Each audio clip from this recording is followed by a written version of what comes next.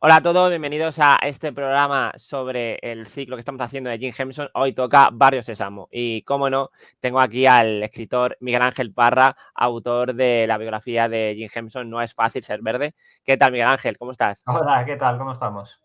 Aquí estamos en el segundo programa de Barrio Sésamo, que yo creo que todos hemos crecido viendo a estos personajes tan entrañables. Así que vamos a ir directamente al grano y cómo surgió esta idea o cómo llegó a Jim Henson la posibilidad de hacer este programa tan longevo en el tiempo. Sí, sí, porque en la actualidad se sigue produciendo la versión americana y muchas versiones que se hacen a lo largo del mundo. Pues este programa, curiosamente, originalmente no era una idea de Jim Henson. Jim Henson se añadió ya casi al final del proceso de creación del programa, ¿no? Este programa parte de la base de Joan Ganscuni y Lloyd Morrisset, que son dos personas que fundaron el Children's Television Workshop, que era una productora pues para hacer programas educativos para niños, ¿no? Que hasta ese momento en la televisión americana pues no existían. Habían pues programas de marionetas o programas de dibujos o de payasos, que en aquella época se estilaban mucho, pero no había lo que era un programa educativo como tal, ¿no? A lo mejor sí que había alguno que pues te enseñaba un poquillo las letras o tal, pero no específicamente educativo. Y entonces ellos querían hacer este programa, ¿no? Y entonces se dieron cuenta que muchos anuncios de la época, pues lo que eran las cancioncitas de la publicidad o los lemas publicitarios de estos anuncios, los niños se quedaban, y los adultos también, ¿no? Pero los niños se quedaban y repetían esos lemas, esos eslogans y esas cancioncillas, ¿no? Y entonces pensaron, ¿y si hacemos un programa con segmentos, que si os fijáis es lo que es Barrio Sésamo, que sean como pequeños anuncios, pero en vez de promocionar una marca de cerveza, pues promociona la letra A, ¿no? Pues vamos a hacer una canción de la A, una canción del número 1 o lo que sea. Entonces, claro, con esta fórmula publicitaria, digámoslo así, ellos hacen el programa Barrio Sésamo, empiezan a desarrollarlo con esa idea y la verdad es que le funcionó, porque nosotros seguro que en la actualidad recordamos canciones de la versión española de Barrio Sésamo, ¿no? Con esta fórmula. 5, 6, 7, 8. Los amigos para ser feliz. Ay. Y a veces pienso que podría conseguir que alguien así como tú pudiera sonreír. Pintar, pintar, pintar sin parar, mojar y extender y vuelta a empezar. La nube con blanco, el sol de amarillo, verdes son las plantas y muy negro el grillo. Sí, y la versión española, tengo que decir que empezó con Pérez Gil, ¿no? Con un caracol y con la gallina, no, la gallina caponata, ¿cómo se llamaba? Sí, la gallina Ponata, que era una versión Sí. española del personaje de Big Bird, que el personaje de Big Bird es este pájaro amarillo que sale en la versión americana, ¿no?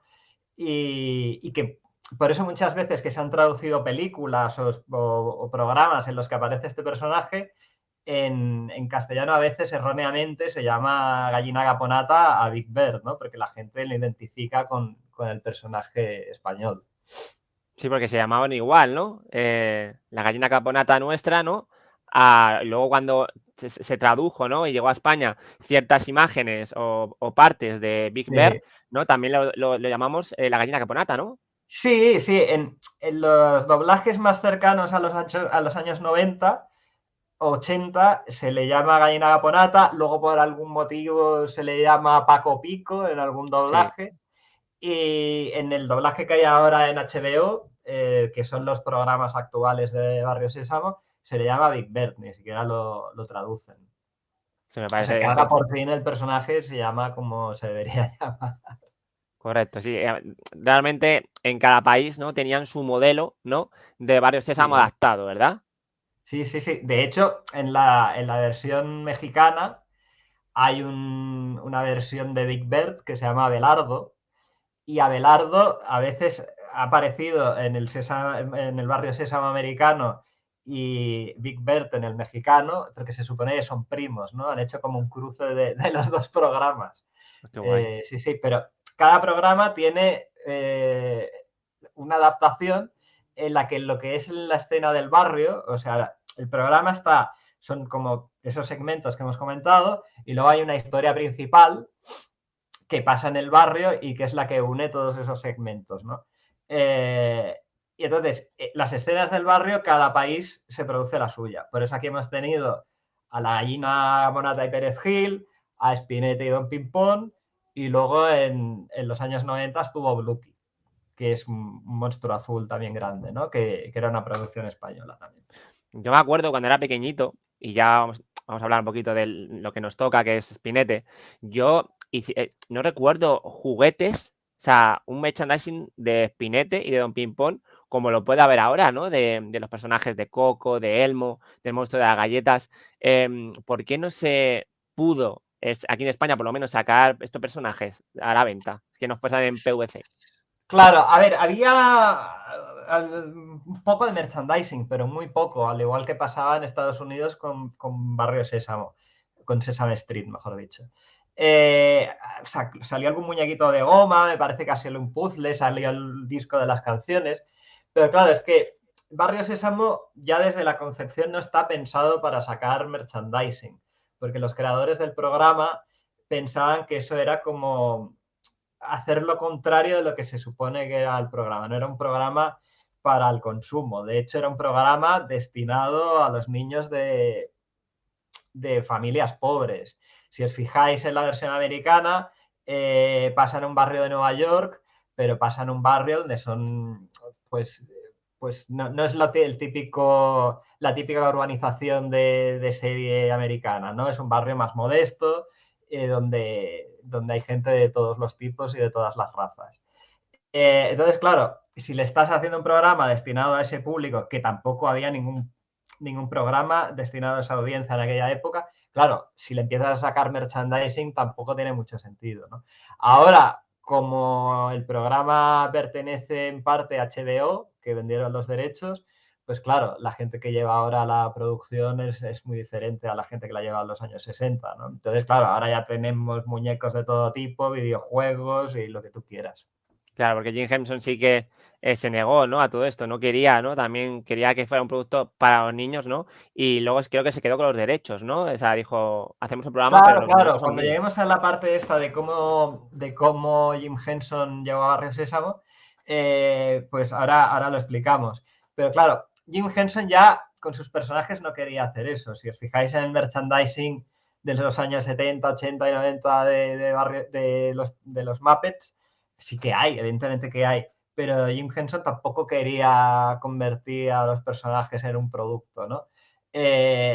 Luego ya, cuando los Muppets han pasado a formar parte de la Disney, eso también ha cambiado, igual que cuando los personajes de Barrio Sésamo han pasado a ser de HBO.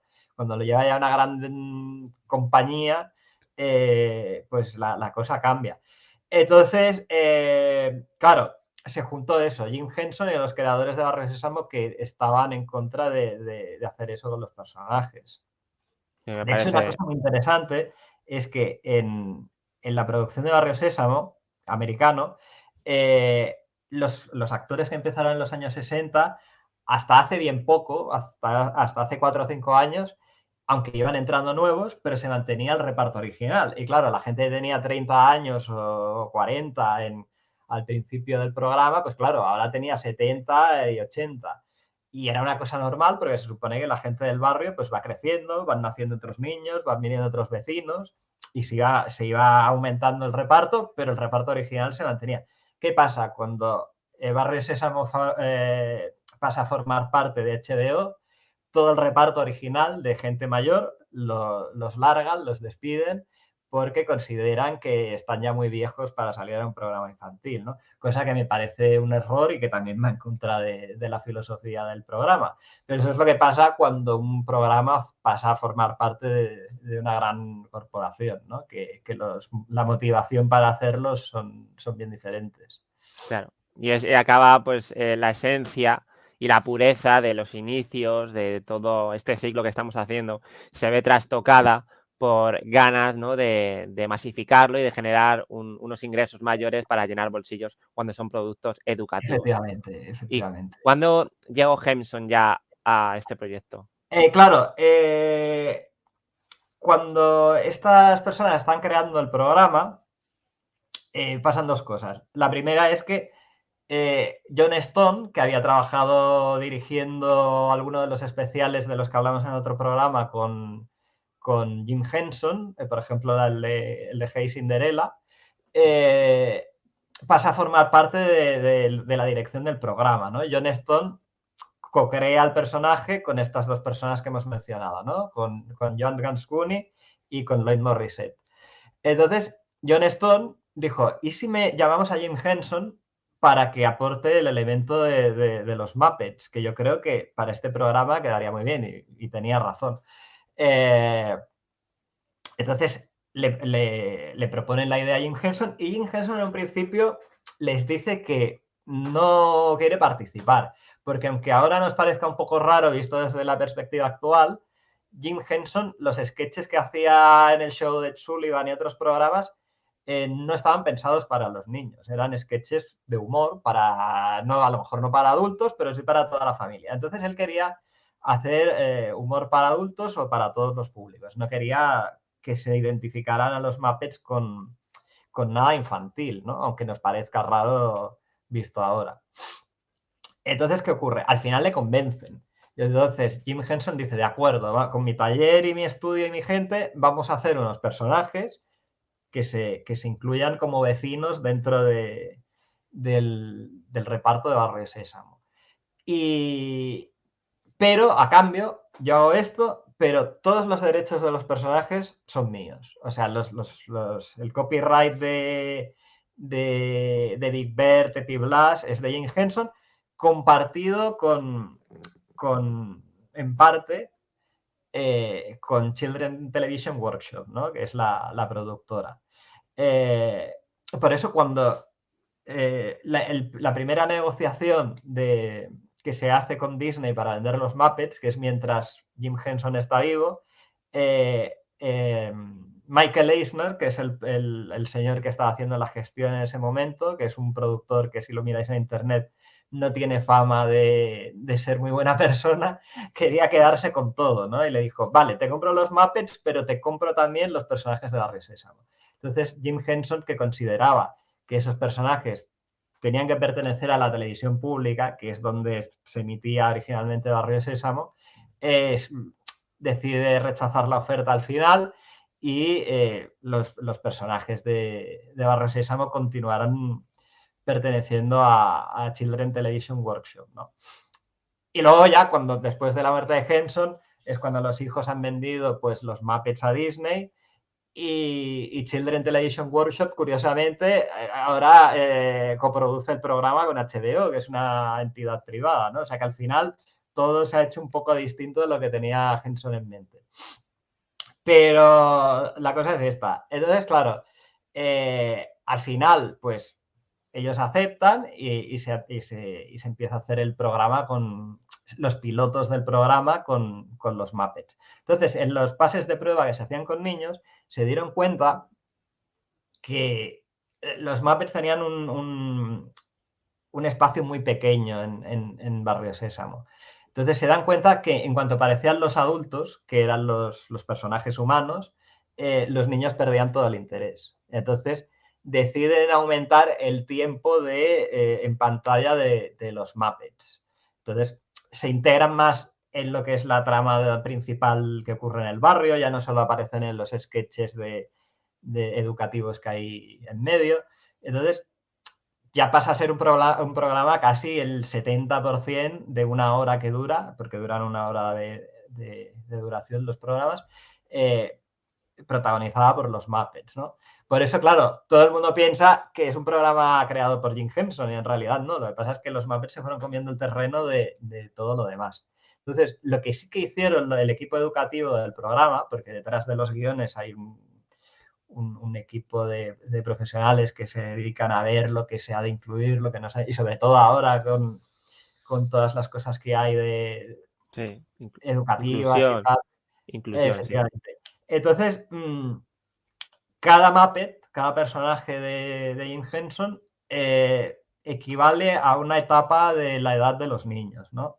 Ahora no te lo sabría decir de memoria, pero, por ejemplo, Big Bird pues equivale a un niño de 6 años. Elmo, que parece mucho después, pero bueno, Elmo equivale a un niño de 3, 4 años. Cada personaje es la etapa de un niño, incluidos los Muppets adultos como Epi Blast, también equivalen al patrón de comportamiento de una edad determinada de cada niño, ¿no? Para que estén todos reflejados dentro de lo que es el barrio. Y los que son realmente adultos son los humanos que aparecen e interactúan con ellos. Se me parece muy bien porque, al fin y al cabo, cada niño, lo que molaría ver a esta fase de los 2 años, ¿no?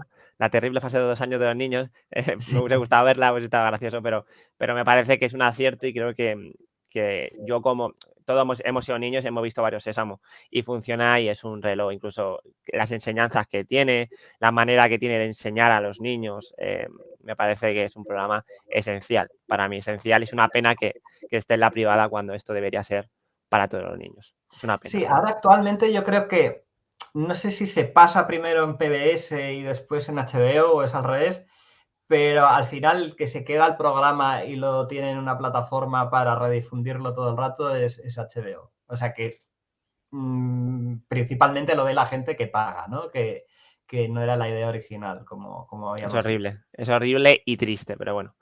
Sí, que además el programa original, aunque tenga este formato de cortes publicitarios, no tiene cortes publicitarios originalmente, porque se negaron a poner pausas porque no querían venderle productos a los niños. Al contrario que el resto de programas de la época, que si los veis, están llenos de publicidad y no solo de cortes, sino dentro de los propios programas americanos, y ahora creo que también se hace en España, hay mucha publicidad dentro del propio programa de cómprate el muñequito de tal y no sé qué, ¿sabes? Y eso lo querían evitar y estaba fuera. Y luego otro elemento muy importante que ahora lo mismo no nos damos cuenta es el reparto del programa, ¿no? Que habían personajes de todas las razas. Una cosa que no era habitual en la época, porque sí que es verdad que habían personajes negros que a lo mejor pues hacían de policía o la típica chacha, pero no había personas que se comportaran como en un barrio normal, o sea, que tuvieran un trabajo, pues, trabajara en la panadería, lo que fuera, que fueran protagonistas de una serie. La única serie que tenía un poco este reparto interracial era la serie original de Star Trek, en la que aparecían, pues, Uhura, que era un personaje negro, o Sulu, que era un personaje chino, pero aparte de esta serie, no habían personajes con cierta relevancia en una producción. O sea que eso también es importante en este programa. Sí, porque ahora que lo están implementando, el tema de la igualdad, contra el racismo y demás, Barrio Sésamo ya lo hacía de una manera correcta, apropiada y como personalmente a mí ahora mismo me sacan mucho los productos que hacen, que es y te imponen a un personaje de cualquier color por unas cuotas para ir en contra del racismo, y a mí creo que la gente del casting tiene un problema hoy en día, porque están predefinidos. Y antiguamente era muy fácil. O sea, si ves Barrio Sésamo, no te choca. Y es algo que no sé. Lo bueno de Barrio Sésamo es que realmente no les hace falta justificar nada, simplemente están. O sea, que es lo que pasa en un barrio normal, ¿no? O sea, pues si hay una señora que es latina y tiene un puesto de fruta, pues una señora latina tiene un puesto de fruta, no hace falta explicar nada más. O sea que... Correcto. Y los personajes, Epi y Blas, que son yo creo que los reyes, junto con Coco, bueno, yo creo que Epi y Blas aquí en España por lo menos fueron los reyes del cotarro y demás. Hay una historia, ¿no?, que me contaste en el anterior programa sobre Frank Oz y Jane Henson, ¿no?, que se las intercambiaron, ¿no? Claro, originalmente Blas lo llevaba a Jim Henson, que tiene una personalidad, o sea, el marionetista, extrovertida, pues positiva y tal. Entonces, claro, está interpretando un personaje que era todo lo contrario, ¿no? Que Blas es pues aburrido, siempre le parece todo mal, lo contrario de Epi, ¿no? Y Frank Oz, que es justamente se define él mismo como una persona aburrida y sedentaria, estaba interpretando a Epi, que era el personaje que era el que tenía la energía, ¿no? Entonces, claro, empezaron a hacer esa prueba y no les acababa de quedar bien. Entonces, al final dijeron, mira, nos los cambiamos. Entonces, para el rodaje real de la serie, cuando ya se hizo el programa, Franco era Blas y Epi era Jim Henson, ¿no? Que estaban más acorde con sus personalidades. Y eso hace que ya la tenían antes en algunas publicidades que habían hecho juntos y algunas cosas, pero eso hace que la química entre los personajes y entre los marionetistas destaque totalmente, ¿no? Porque hacen una pareja cómica perfecta, como dijimos en el programa anterior, pues como el gordo, el flaco, o Abbott y Costello, o todas estas parejas cómicas clásicas, ¿no? Y no solo con Epi Blas, pues con la rana Gustavo y Peggy, o otros muchos personajes.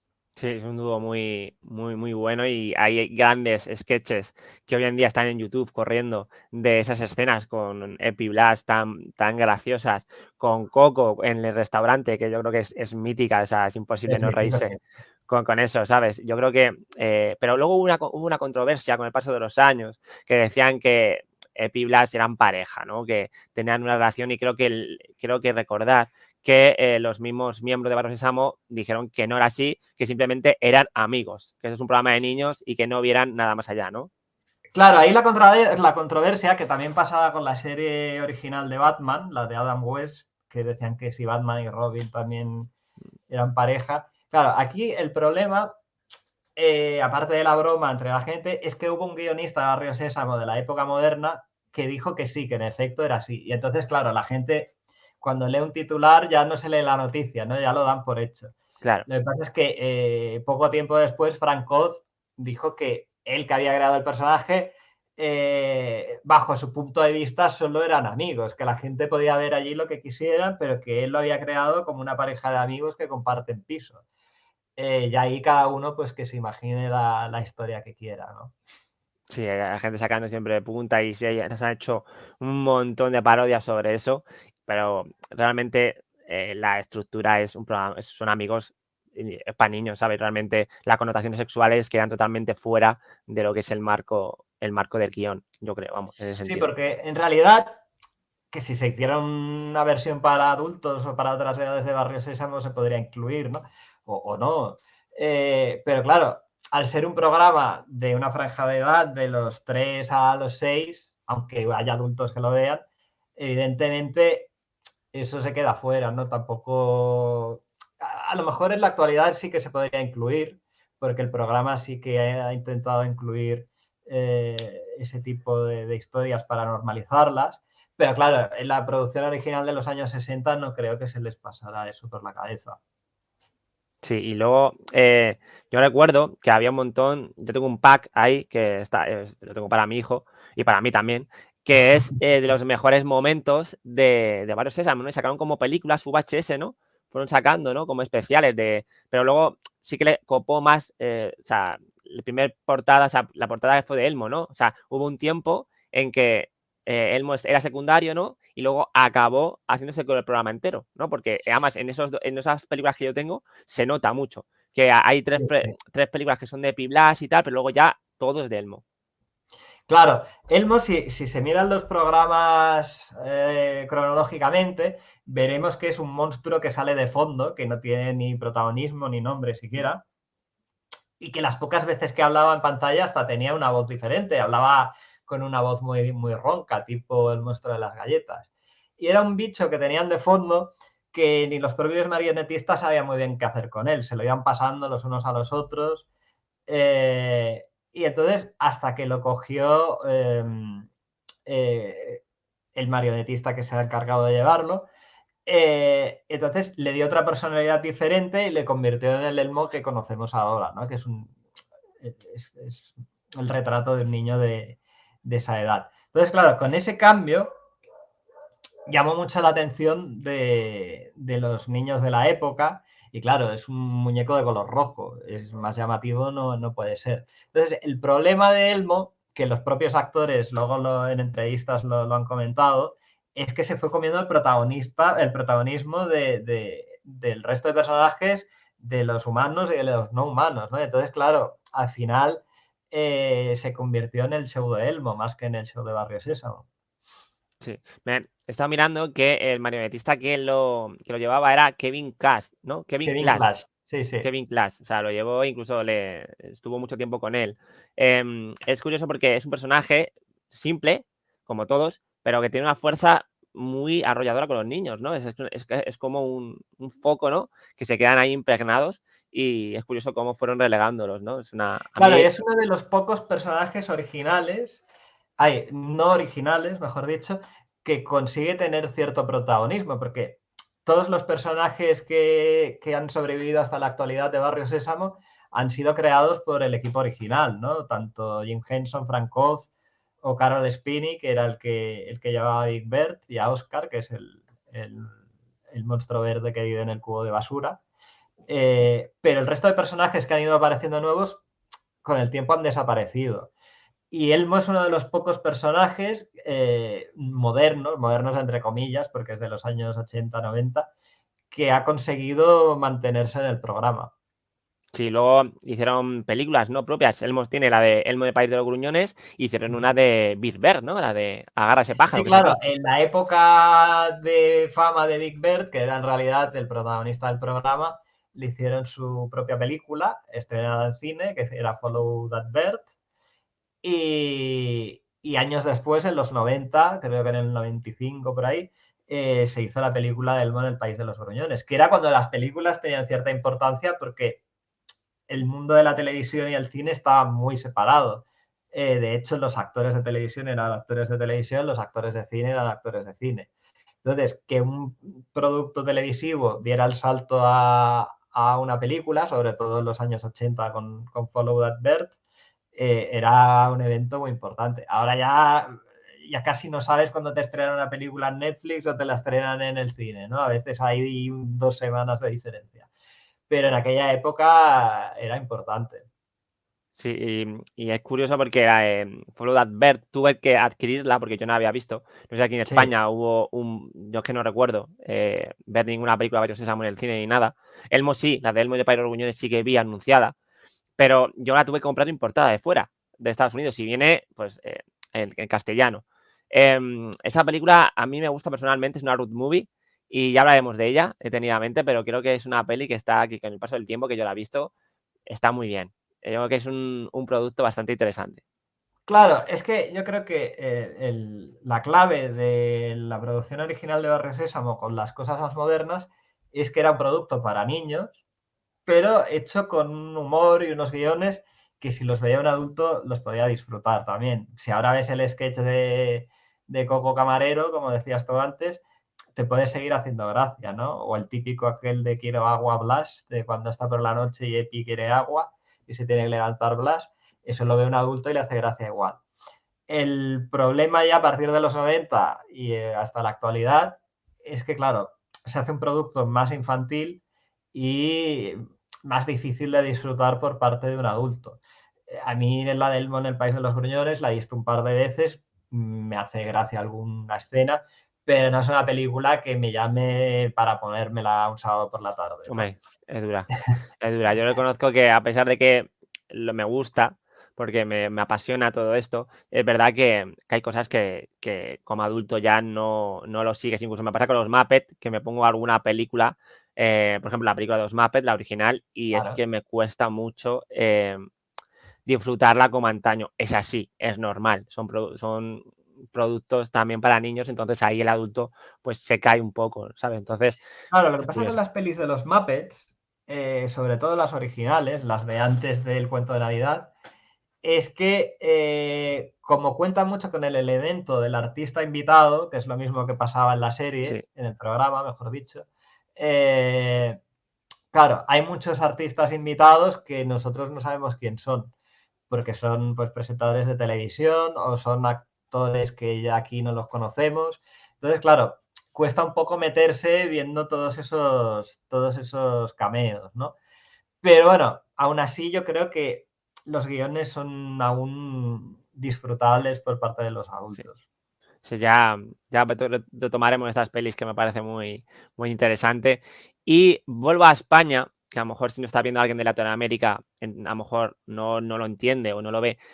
Los trajes, creo que hubo un especial sobre los trajes de Spinetta y Don Pimpón, porque yo en su momento hubo un rumor que luego tú me dijiste que no era así, que yo pensaba que los trajes al acabar la serie se los llevaban la compañía de Hemson, ¿no? Como eran suyos, pero en realidad no, se quedaron en un desván, ¿no? De Televisión Española, ¿no? Los trajes. Sí, estaban allí y como casi todo lo que ocurre con las producciones españolas y televisión española en particular, pues estaba guardado en muy mal estado y los recuperaron a Don Pimpón y a Spinetta para un especial de, no me acuerdo, 50 años de televisión española o lo que fuera. Y claro, los pobres muñecos estaban hechos una birria y los sacaron allí con la pobre Chelo Vivares y estaba el muñeco medio destruido, ¿no? Digo, que no entiendes muy bien lo que ha pasado, ¿no? Tú te metiste en ese traje durante un tiempo y ese traje, ¿cómo ha terminado? ¿Dónde ha terminado? ¿A ti no te da pena? A mí me da una pena tremenda y me parece una falta de todo, ¿sabes? Lo he llevado fatal.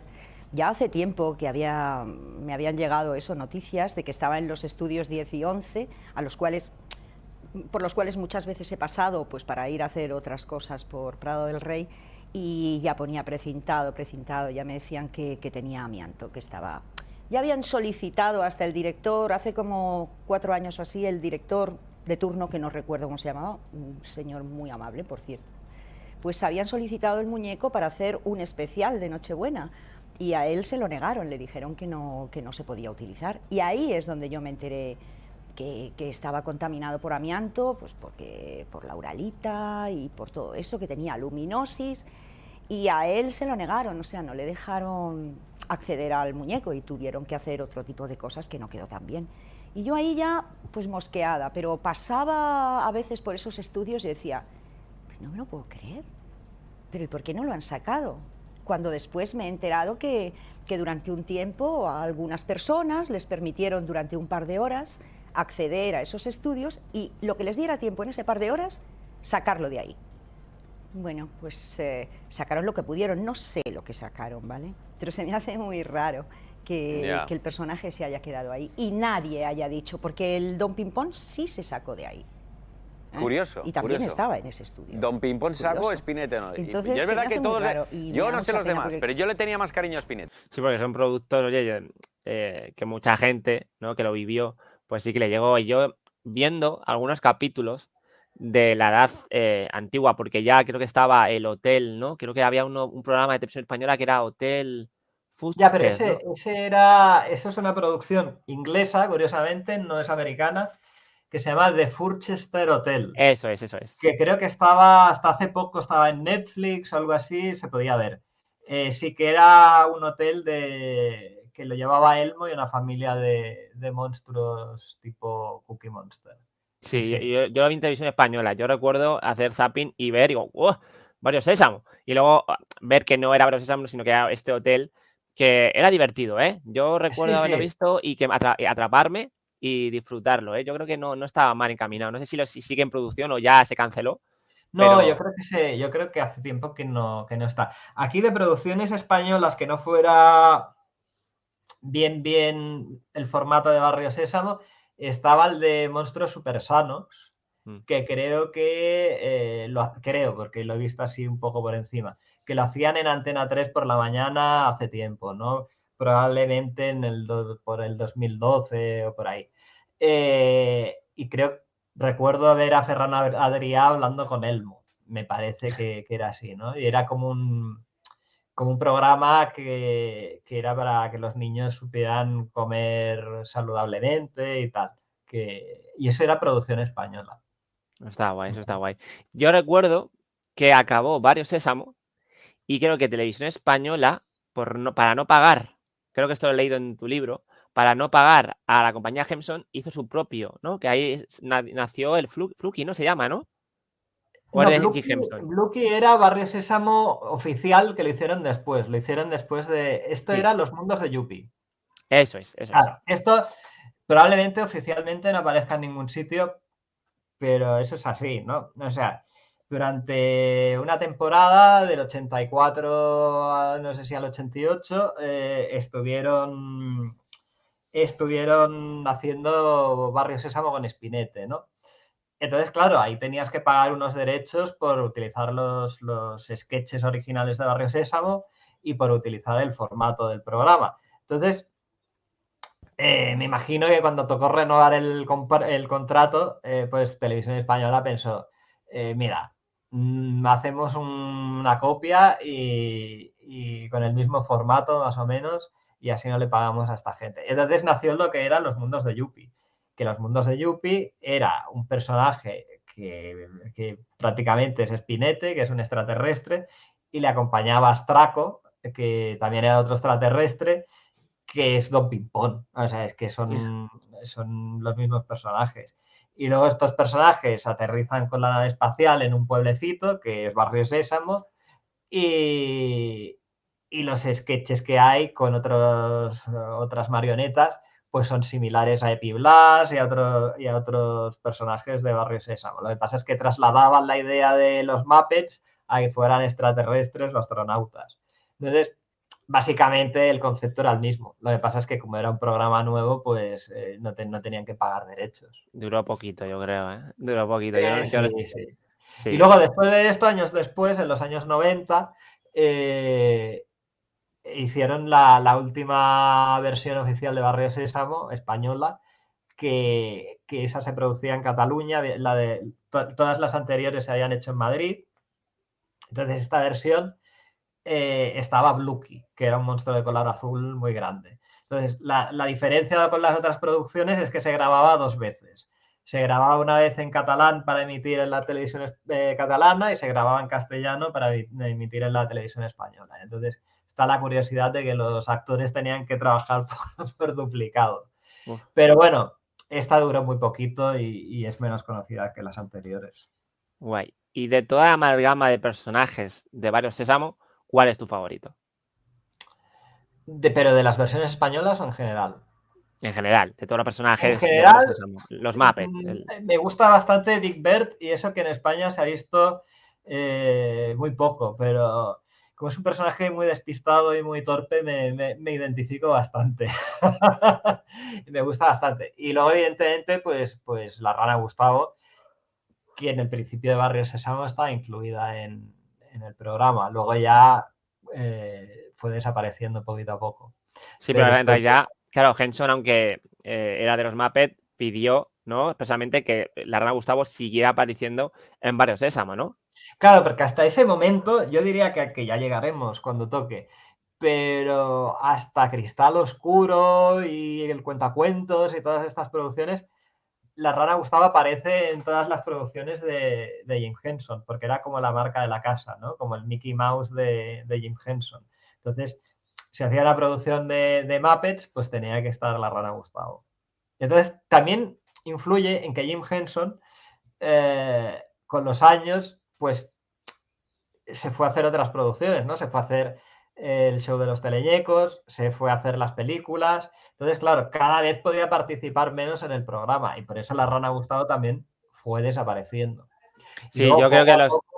Sí, perdona, sí, sigue, que te he cortado. Y luego, poco a poco, que Frank Oz también se fue a dirigir películas, que hizo La tienda de los horrores, por ejemplo, o otras muchas, también fue participando menos. Entonces, hay una etapa de Barrio Sésamo que sus personajes aparecen poco.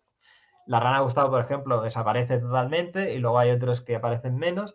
Y luego hay otra época en la que vuelven a aparecer, pero estos han sido sustituidos ya por otros marionetistas. Y desde entonces hay muchos marionetistas que se han ido tomando el relevo de los personajes. Normalmente, me imagino que por los tipos de voces y tal, el marionetista que se encarga de Epi, pues se encarga de otro personaje que también lleva a Jim Henson. Y el personaje que se encarga de Blas, pues también lleva a Coco o al Cookie Monster, que eran personajes de Frank Oz. O sea, suelen mantener eso, no siempre, pero se suele mantener Sí. el personaje que lleva. Y sobre todo los crossover, esto que se llama así, ¿no? Que personajes de Barrio Sésamo iban a donde al show de los Muppets o en los especiales de Navidad. Ya hablaremos de los especiales de Navidad porque hay uno que a mí me chifla, que es en el que están los Muppets, o sea, los teleñecos, y los Fraggle Rock en una casa Sí. que es sensacional. Lo vi hace poco y me dije yo, joder, qué bien, qué maravilla, que lo tengo en VHS, es una locura. Yo me acuerdo de ver a Epi Blast en el show de los Muppets. Sí, no recuerdo mal, en la primera temporada Sí. están invitados ellos dos y Big Bird también está invitado. Sí. Y además tiene un número así como musical clásico bastante divertido. Y también aparecen como Frank Oz, estuvo participando en la Guerra de las Galaxias haciendo de Yoda, que originalmente lo tenía que hacer Jim Henson, tanto la construcción de la marioneta como la interpretación. Pero la construcción al final la hizo otro señor y Jim Henson, como estaba muy liado con sus producciones, dijo que lo haga Frank Oz, que lo hará muy bien, ¿no? Entonces, como Frank Oz estaba muy vinculado con la gente de Star Wars, hay un programa de los teleñecos en los que aparece C3PO, R2D2, Chihuahua, Luke Skywalker. O sea, que al que le guste Star Wars, que busque ese capítulo, que es muy divertido. Está muy chulo. Pues yo creo que hasta aquí esta parte, ¿no? Este especial de Barrio Sésamo. Si queréis indagar más sobre Barrio Sésamo, compraos el libro de Miguel Ángel y ahí podréis leer y enteraros más. Podríamos hablar horas de todos los Barrios Sésamos de diferentes países porque hay muchas historias muy concurrentes. Antes de acabar, creo que hay en el de Estados Unidos, ¿no? Tocan el tema de la muerte con un personaje que me pareció sensacional, ¿no? Fue Claro, en Estados el Unidos, señor sí. Hooper. Sí. Sí, lo que pasó es que originalmente, como hemos comentado, el Barrio Sésamo original, pues quería poner gente de todas las edades y de todas las razas para que todo el mundo estuviera representado, pues hay un señor mayor, que era el señor Hooper, que llevaba la tienda de ultramarinos. Que de hecho, si veis ahora el programa, veréis una tienda que se llama Hooper, ¿no? Que conserva el apellido del personaje. Entonces, ¿qué pasa? Que este señor murió. Y los guionistas del programa pensaron, ¿qué hacemos con este hombre? ¿No? Pensaron, lo mandamos de vacaciones, decimos que se ha jubilado, ¿qué hacemos? ¿No? Entonces el equipo de pedagogos del programa les sugirió a los guionistas que era una muy buena oportunidad de explicar la muerte a los niños, ¿no? De una manera, pues, sencilla para que pudieran entenderlo. Entonces, en la escena está el personaje de Big Bird, que representa la figura del niño en la escena, que es lo que decíamos antes, que cada Muppet representa una edad de un niño. Entonces, claro, y están los adultos, que son los actores, ¿no? Entonces, los actores están explicando que el señor Hooper ya no está porque ha fallecido. Entonces, el Big Bird no lo entiende, porque si lo había visto el día anterior, ¿cómo puede ser que no esté aquí? Entonces, los actores lo explican a través del personaje por qué no está el señor Hooper. Y los actores empiezan a llorar en la escena, que no estaba en el guión. Pues claro, el actor este era amigo suyo y había fallecido y claro, de repente tener que hacer esa escena era muy duro, ¿no? Y entonces, claro, eso aporta también un elemento pues bastante tierno a la escena, ¿no? De que realmente son los actores emocionados porque ese actor ya no está ahí. Y yo creo que es una muy buena lección para, aunque parezca a lo mejor así explicado en frío, que es un poco chocante, pero yo creo que es una muy buena lección y una muy buena opción para que los niños entiendan lo que es la muerte. Correcto, me parece sensacional. Y bueno, ya sabéis que tocaremos todas las obras de Jim Henson. Y Barrio Sésamo es un programa que a la gente le encanta, que sigue en la memoria de muchas personas. Hoy en día, a nuevas generaciones es difícil, a no ser que tengan la televisión por cable, y es una pena. Pero bueno, yo a mi hijo se lo pondré porque creo que es educativo y que unos valores que hoy en día no se ponen mucho. Así que nada, muchas gracias, Miguel Ángel. A ti. Y yo Y nos encantado. veremos más por aquí. Creo que el siguiente es el show de los Muppets, que ahí ya hay tela que cortar. Así que nada, chicos, nos vemos en el siguiente programita. Adiós. Hasta luego. Adiós. Adiós. ¡Ey! ¿Qué pasa, friqueros? ¿Os está gustando el ciclo de Jim Henson? ¿Sí? ¿Sí? ¿Queréis saber más información? Pues aquí tenéis el libro de Miguel Ángel Parra. El universo de Jim Henson no es fácil ser verde. Tendréis más información detallada y un lujo de detalles de todos los productos de Jim Henson. Incluso, mira, ahí estoy yo, con mis amigos y con Jim. Jeje.